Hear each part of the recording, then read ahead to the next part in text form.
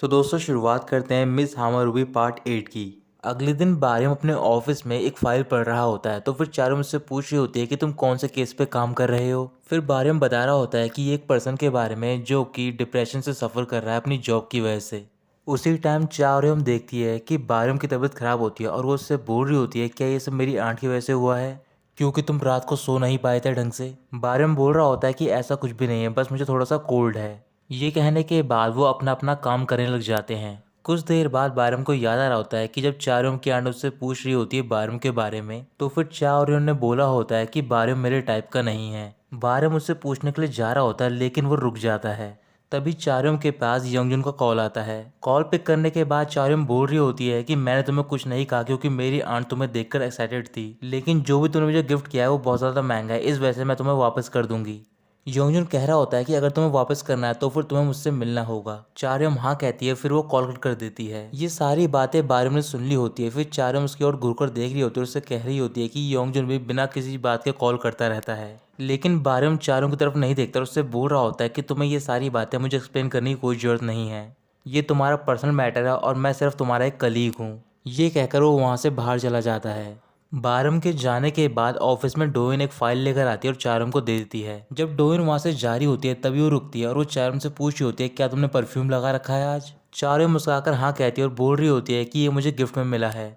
अगले दिन चार्यम, बारिम और चीफ जज तीनों कोर्ट में होते हैं केस के लिए। वहां पर जो प्लेंटिफ के पेरेंट्स होते हैं वो डिफेंडेंट से लड़ रहे होते हैं और कह रहे होते हैं कि तुम्हारी वजह से हमारे बेटे की ऐसी हालत हुई है। डिफेंडेंट जो कि उनके बेटे का बॉस होता है वो उनसे बोल रहा होता है कि इसमें मेरी कोई गलती नहीं है, गलती आपके बेटे की है जो कि हमारे टीम वर्क में बाधा डाल रहा था। वो इतना वीक है तो फिर वो कैसे सर्वाइव कर पाएगा जहाँ पर हम काम करते हैं। चीफ जज हांसे सांग दोनों को शांत कराते हैं। फिर इसके बाद उन दोनों के जो लॉयर होते हैं वो एक एक करके आर्ग्यूमेंट दे रहे होते हैं। फिर जो डिफेंडेंट का लॉयर होता है वो बोल रहा होता है कि ये सब हमारी वजह से नहीं हुआ है, लेकिन फिर भी हम इनको कंपनसेशन देने के लिए तैयार हैं।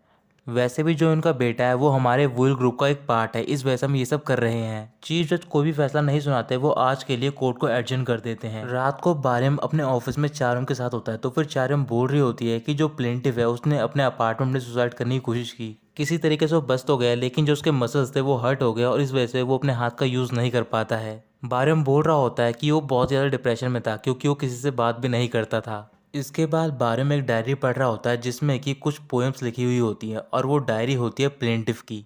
अगले दिन बारिम दोनों पार्टी को मेडिटेशन कराने के लिए सेटलमेंट रूप में बुलाता है। सबसे पहले बारिम सबको बाहर जाने के लिए बोलता है सिवाय डिफेंडेंट के यानी कि मैनेजर के। उनके जाने के बाद बारिम मैनेजर से पूछ रहा होता है कि आप बार बार प्लेंटिफ को परेशान करते थे क्योंकि वो डिपार्टमेंट का डिनर मिस करता था, यहाँ तक कि वो जिस कलर की शर्ट पहन के आता था आप उस कलर के लिए भी उसे डांटते थे। मैनेजर कुछ भी नहीं बोल पाता क्योंकि उसने ये सारे काम किए होते हैं जो कि बारिम ने उसे बताए होते हैं। इसके बाद बारिम मैनेजर को बाहर जाने के लिए बोलता है और वो बुलाता है प्लेंटिफ के पेरेंट्स को। प्लेंटिफ की मॉम बोल रही होती है कि मेरा बेटा भी तुम्हारी तरह हार्ड वर्किंग था। तभी बारिम पूछता है कि आपको पता है कि आपके बेटे का फेवरेट सब्जेक्ट कौन सा था हाई स्कूल में। उसकी मॉम नहीं बता पाती। फिर बारिम बोल रहा होता है कि शायद उसे लिटरेचर पसंद था। फिर मॉम बोल रही होती है कि इस चीज़ का इससे क्या लेना देना है। बारिम बता रहा होता है कि मुझे आपके बेटे की एक डायरी मिली जिसमें कि कुछ पोएम्स और बहुत सारी फॉरेन चिल्ड्रन के सॉन्ग्स थे और शायद आपके बेटे का ड्रीम था कि वो कोरियन या फिर इंग्लिश लिटरेचर में मेजर करना चाहता था। फिर प्लेंटिफ के फादर बोल रहे होते हैं कि वो एक बचकाना सा ड्रीम था, वैसे भी सक्सेसफुल होने के बाद वो उसे हॉबी की तरह कर सकता है। बारिम थोड़ा सा सीरियस हो जाता है और पूछ रहा होता है कि आप बैंक के लिए काम करते हो ना, क्या मैं जान सकता हूँ कि कॉलेज में आपका क्या मेजर था। फिर फादर बता रहे होते हैं कि मैंने लॉ मेजर किया है लेकिन मैं बार एग्जाम पास नहीं कर पाया। बारिम कह रहा होता है कि इसी वजह से आप होप कर रहे थे कि आपका बेटा सेम पाथ को परस्यू करे जो कि आप नहीं कर पाए। फादर कह रहे होते हैं कि ऐसा कुछ भी नहीं है, बल्कि मुझे स्कूल वालों ने कहा कि मेरा बेटा बिजनेस या फिर लॉ स्कूल के लिए अप्लाई कर सकता है। बारिम बोल रहा होता है कि वो ऐसा इसलिए कह रहे थे ताकि उनके स्कूल की रेपुटेशन बनी रहे। वो नहीं चाहते कि जो उनके स्कूल का टॉप स्टूडेंट है वो एक लिटरेचर में मेजर करे। तभी प्लेंटिफ की मॉम बोल पड़ती हैं कि हम उसे लिटरेचर में कैसे मेजर करने दे सकते थे। उसने शुरुआत में बहुत सारे ट्यूशन्स लिए हैं लॉ के, भले ही वो बार एग्ज़ाम पास नहीं कर पाया लेकिन उसे एक बहुत ही अच्छी कंपनी में जॉब मिल गई। फिर बारिम उसकी मॉम से पूछ रहा होता है कि आप अपने बेटे के बारे में इतनी चिंता करती थी कि आपने उसके बॉस को भी कॉल किया था कई बार, यहाँ तक कि आप उसके ऑफिस में भी गई थी। उसकी मॉम कुछ भी नहीं बोल पाती है। फिर थोड़ी देर के लिए बारम ब्रेक लेता है और वो बाहर चला जाता है। बाहर वो कोर्ट क्लर्क सासंग के साथ घूम रहा होता है और सासंग को भी इस केस के बारे में पता होता है। सासंग कह रहे होते हैं कि जो फैमिली की एक्सपेक्टेशन है वो बहुत ही डरावनी चीज़ है। मेरे पेरेंट भी सेम ऐसे ही है, क्योंकि वो सबसे बोलते हैं कि मैं एक जज हूँ लेकिन मैं कोर्ट में काम करता हूँ एज अ कोर्ट क्लर्क। इसमें हम क्या ही कर सकते हैं। बारम कुछ भी नहीं कहता। फिर वो शाम को कोर्ट की टेरेस पर जाता है और वहाँ पर अकेला खड़ा होकर कुछ सोच रहा होता है। फिर उसे याद आ रहा होता है कि जब वो हाई स्कूल में था तो फिर उसके पेरेंट्स भी अपने नेबर से बात करा करते थे कि उनका बेटा एक बहुत ही बड़ी कंपनी में काम करेगा या फिर वो जज बनेगा और जज बनने के बाद एक बहुत ही अमीर लड़की से शादी कर लेगा। इसके कुछ देर बाद बारम दोबारा अपने ऑफिस में जाता है और वहाँ पर वो बार बार खांस रहा होता है और ये सब चारियम देख लेती है। फिर वो उससे बोल रही होती है कि तुम्हें आराम करना चाहिए। तभी बारम गुस्से में बोलता है कि मैं अपनी टेक केयर कर लूँगा। चारियम बोल रही होती है मुझे पता है कि तुम केस को लेकर परेशान हो, लेकिन तुम्हें केस में इतना इन्वॉल्व नहीं होना चाहिए। शायद तुम्हें ऐसा लग रहा होगा कि तुम इस केस से रिलेट कर पा रहे हो, लेकिन क्या तुम्हें याद है कि तुमने मुझे कौन सी एडवाइस दी थी? तुमने कहा था कि हमें हमेशा अपने केस से एक हेल्थी डिस्टेंस रखना चाहिए और तुम्हारी तबीयत भी ठीक नहीं है तो फिर तुम्हें यहाँ से चले जाना चाहिए। जो भी फाइल रिव्यू करनी है मैं तुम्हारे लिए कर दूंगी। बारम बोल रहा होता है कि मैं अपना काम खुद कर लूँगा। तभी चारियम गुस्से में बोलती है कि तुम कोई बच्चे नहीं है तो फिर बच्चे की तरह बिहेव मत करो। हम दोनों एक टीम है और हम दोनों के दूसरे की हेल्प करनी चाहिए। ये सुनते ही बारम उसकी तरफ देख रहा होता है। फिर चारियम मुस्कुराती और बोल रही होती है कि हमेशा से मैं ट्राई करना चाहती थी।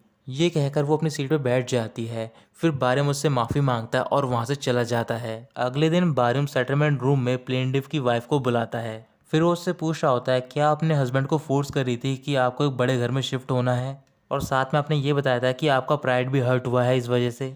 प्लेंटिव की वाइफ बोल रही होती है कि हाँ मैंने ऐसा बोला था, लेकिन ये सब हमारी डॉटर के लिए कर रही थी। मैं जिस जगह पर हम रहते हैं उसके सामने एक बहुत ही बड़ा अपार्टमेंट बन रहा था। अपार्टमेंट का जो प्लेग्राउंड था वहाँ पर जो बच्चे थे उसकी बेटी को नहीं खेलने देते थे और उसे वहाँ से भगा देते थे। इस वजह से प्लेंटिव की वाइफ काफ़ी गुस्से में थी और वो अपने हस्बैंड को डांटने लग जाती है, ये कहकर कि तुम्हें पता है कि तुम्हारी बेटी को क्या क्या झेलना पड़ रहा है इस वजह से, क्योंकि हम सब एक छोटे फ्लैट में रहते हैं। फिर बारियम उसकी वाइफ से पूछता है क्या आपने 1 महीने पहले डिवोर्स के लिए भी अप्लाई किया था अपने हस्बैंड से? अगर किया था तो फिर आपका रीज़न क्या था? वाइफ बता रही होती है कि मेरे हस्बैंड का अफेयर चल रहा था और उसने एक अपार्टमेंट भी खरीदा था। वो हर रोज़ रात को घर लेट आता था। तभी बारियम गुस्से में पूछ रहा होता है क्या तुम्हारे पास कोई एविडेंस है? क्या आपको पता भी है कि तुम्हारे हस्बैंड उस टाइनी अपार्टमेंट में क्या करते थे?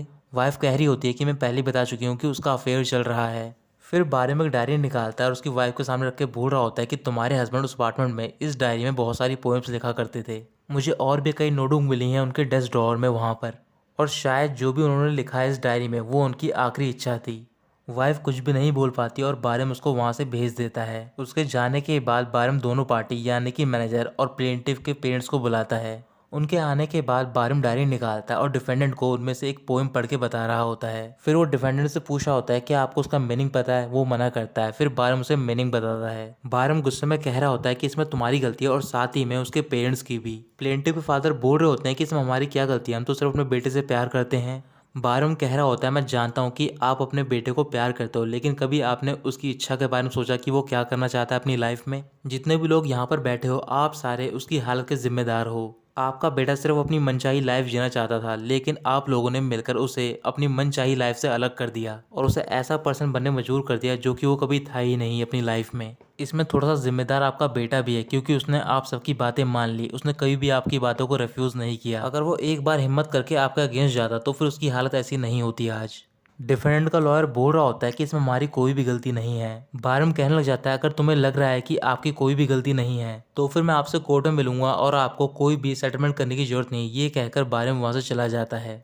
कुछ देर बाद बारम और चारम अपने टीम मेंबर के साथ लंच करने के लिए जाते हैं। जब वो लंच करके वापस आ रहे होते हैं तभी बारम के पास से चारम गुजरती है और तभी बारम को चारम के पास से स्मेल आती है उसके परफ्यूम की। फिर जब वो दोनों ऑफिस पहुंच जाते हैं तो फिर बारम उससे पूछने जा रहा होता है परफ्यूम के बारे में, लेकिन तभी चारम के पास किसी का कॉल आता है और वो वहाँ से चली जाती है। चारम एक ऑर्फनेज में जाती है और वो देखती है कि वहाँ पर एक फादर अपनी 2 बेटियों के साथ खेल रहा होता है। कुछ देर तक खेलने के बाद वो अपनी बेटियों को एक वीडियो दिखा रहा होता है जिसमें कि उसकी मॉम होती हैं। तभी चारम भागकर उस आदमी के पास जाती है और उससे मोबाइल छीन लेती है। फिर उसे डांट कर बोल रही होती है कि तुम ये सब क्या दिखा रहे हो अपने बेटियों को। उन लड़कियों को फादर चिल्लाकर बोल रहा होता है कि इन्हें पता चलना चाहिए कि इनकी मॉम कैसे टाइप की पर्सन है, चारम कुछ भी नहीं कहती। फिर वो अगले दिन कोर्ट में होती है बारम और चीफ जज के साथ। चारम कुछ भी नहीं कहती। अगले दिन वो बारम और चीफ जज के साथ कोर्ट में होती है। वहाँ पर इन दोनों लड़कियों के पेरेंट्स आ रखे होते हैं और वो ट्रायल लड़ रहे होते हैं कि इन दोनों की कस्टडी कौन लेगा। चीफ जज फादर को डांट रहे होते हैं और उससे पूछ रहे होते हैं कि तुम ऐसा कैसे कर सकते हो, भले ही तुम कस्टडी के लिए फाइट कर रहे हो, लेकिन ये सब करना इलीगल है। फिर जो लड़की का फादर होता है वो रोने लग जाता है और वो चीफ जज से माफी मांग रहा होता है। इसके बाद एक एक करके दोनों पार्टीज अपनी अपनी आर्गुमेंट देती है और आर्गुमेंट सुनने के बाद चीफ जज आज के लिए कोर्ट को एडजर्न कर देते हैं। अगले दिन बारम और चारम अपने ऑफिस में एक इन्वेस्टिगेटर को बुलाते हैं और वो उनसे पूछ रहे होते हैं उन लड़कियों के फादर और मदर के बारे में। सारी इन्फॉर्मेशन पता करने के बाद अगले दिन दोबारा से हियरिंग स्टार्ट होती है उस केस की। तो फिर जो फादर होता है उन लड़कियों का, वो चीफ जज से बोल रहा होता है मेरा सिर्फ एक ही ड्रीम है, मैं फार्मिंग करना चाहता हूँ कंट्री साइड में और वहाँ पर अपनी बेटियों के साथ एक घर में रहना चाहता हूँ। मैंने कई साल काम करके बहुत सारे पैसे बचाए हैं और मैं उनके लिए वहाँ पर एक ऐसा घर लूँगा जिसके बाहर एक बहुत ही बड़ा आंगन होगा। चीफ जज पूछ रहे होते हैं क्या तुम वाकई में अपनी बेटी की टेक केयर कर सकते हो। फादर हाँ कहता है और बता रहा होता है कि मैं विलेज में मूव हो गया हूँ जहाँ पर मेरी आंट और अंकल रहते हैं। अगर मैं अपने बच्चों के साथ नहीं रह पाया तो फिर मैं नहीं जी पाऊंगा, मेरे पास कोई रीज़न नहीं होगा जीने का, तो प्लीज़ आप मेरी हेल्प कीजिए। चीफ जज आज भी कोई फैसला नहीं ले पाते हैं और वो कोर्ट को एडजर्न कर देते हैं। अगले दिन चीफ जज हांसेजंग अपने ऑफिस में बैठे हुए होते हैं, तभी वहाँ पर डोयन आती है और उन्हें एक लेटर देती है। हांसेजंग लेटर लेते हैं और डोयन को वहाँ से भेज देते हैं और उसके जाने के बाद जब वो लेटर पढ़ते हैं तो फिर वो काफ़ी ज़्यादा सरप्राइज हो जाते हैं। फिर वो तुरंत ही चाओरियम और बारम को अपने ऑफिस में बुलाते हैं। फिर उन दोनों को बता रहे होते हैं कि जो लड़कियों का फादर है वो झूठ बोल रहा है क्योंकि उसका कोई भी रिलेटिव नहीं है। उसने हमसे बोला था कि उसने गांव में एक घर खरीदा है जहाँ पर उसके आंट और अंकल रहते हैं, लेकिन आंट और अंकल है ही नहीं, वो एक ऑर्फनेज में बड़ा हुआ है। वहाँ का जो डायरेक्टर था वो उसको मारता था, इस वजह से वो ऑर्फनेज छोड़कर भाग गया। उसने कई सारी जगह पर जॉब की और पैसा इकट्ठा किया और आखिर में उसने अपनी वाइफ से शादी की, लेकिन शादी के बाद उसका ड्रीम था कि वो अपने बच्चों के साथ रहना चाहता था। इस वजह से वो दूर दूर जाता रहा काम के लिए ताकि वो पैसा इकट्ठा कर सके, लेकिन इसी वजह से जो उसकी वाइफ थी वो अकेली पड़ गई। कभी कभार लोग भी बहुत ज़्यादा स्टूपिड हो जाते हैं, तो फिर अब तुम दोनों को फैसला करना है कि हमें क्या करना चाहिए। बारम कह रहा होता है कि हमें लॉ के हिसाब से ही फैसला सुनाना चाहिए। चीफ जज कहने लग जाते हैं कि ये बात तो मुझे ही पता है, अगर तुम्हारे पास कोई और आइडिया है तो फिर तुम मुझे बताओ। बारम मना करता है, फिर चीफ जज उन दोनों को वहाँ से भेज देते हैं। रात को चीफ जज अपने घर में पहुंचते हैं। फिर वो अपनी बेटियों के रूम में जाते हैं और देखते हैं कि वहाँ पर उनकी दोनों बेटियां सो रही होती हैं। उन्हें देखकर वो इमोशनल हो जाते हैं और वो याद कर रहे होते हैं वो सारे बचपन के पल जो कि उन्होंने अपनी बेटियों के साथ बिताए होते हैं। फिर अगले दिन वो कोर्ट पहुंचते हैं और हियरिंग स्टार्ट होती है। हियरिंग स्टार्ट होने के बाद चीफ जज फादर से पूछ रहे होते हैं कि आपको पता है कि आपकी छोटी बेटी को किससे डर लगता है। फादर नहीं बता पाते। फिर चीफ जज बोल रहे होते हैं कि आपकी छोटी बेटी को डर लगता है बग से। इसके बाद वो पूछ रहे होते हैं कि आपको पता है कि आपकी बेटी का ड्रीम क्या है। ये बात भी फादर नहीं बता पाता। फिर चीफ जज बोल रहे होते हैं कि आपकी बेटी का ड्रीम है वो बीटीएस के कॉन्सर्ट में जाए और जिस लड़के के साथ वो जाए वो बिल्कुल पाक बोगम की तरह दिखता हो। जो भी बच्चे होते हैं और वो जो चीज़ें एनकाउंटर करते हैं वही उनके लिए नया वर्ल्ड होता है, लेकिन आप चाहते हो कि आपकी बेटियां आपके साथ रहें जहाँ पर आपने घर लिया है एक बहुत ही बड़े गार्डन के साथ। ये भी बहुत ही अच्छा है, लेकिन ये आपकी बेटियों का ड्रीम नहीं है, उनके अपने ही वर्ल्ड में अपने ड्रीम है। शायद वो आपका वेट ना करें, इस वजह से मुझे माफ़ कर दो, मैं आपकी कोई भी हेल्प नहीं कर पाऊंगा।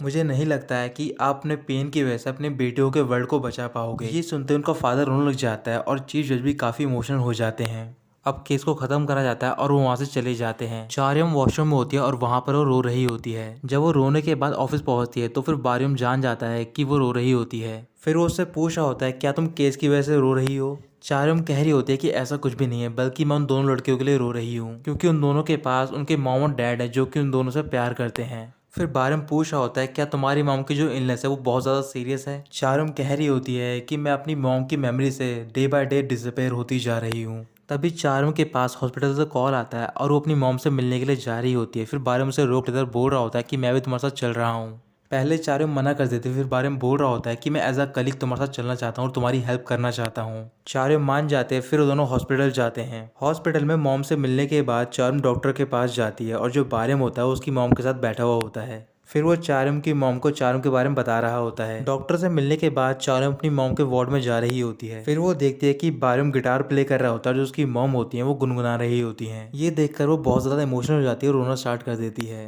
तो दोस्तों यहीं ख़त्म होता है ये पार्ट।